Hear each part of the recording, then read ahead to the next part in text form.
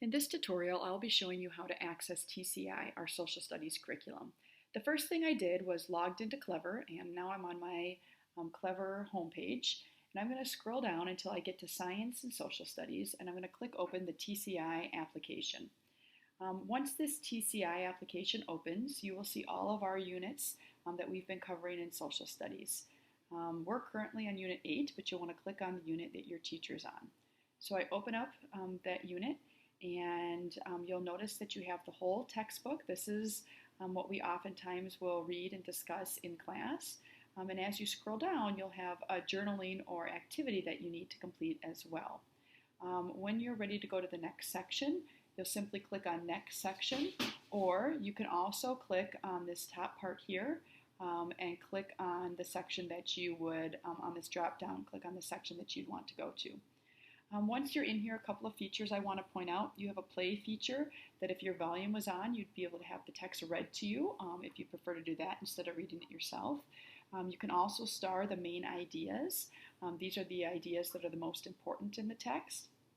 Another option is this highlighting feature.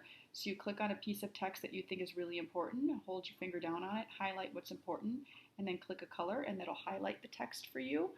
Kind of a tool to help you understand the text as you're reading. We also have this E here. This allows you to add notes about what you're reading, and these notes are saved so that you can go back to them and look at them as you read. If I scroll down in the notebook feature down here, you're able to add text if you need to add text on something. You can also add shapes. Sometimes, for example, in this activity, it asks you to add a star. So I could come in and I could look for a star, and I'd be able to add that to my text, shrink it down, move it around, put it where I want. If I want to delete something, I just click on it and hit delete. I can also add actual writing onto my notebook. And all of these are saved automatically, so you can play with the different features in there. When I scroll down, I also have a text area where I could click and type what I need to type to answer those questions.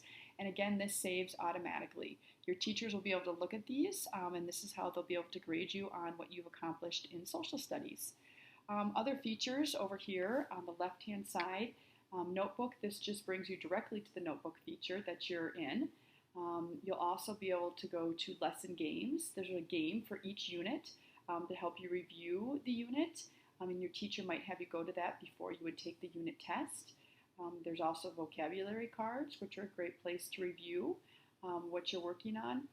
Your teacher may choose to use the assessment feature, or they might assign the assessment via Schoology or another means.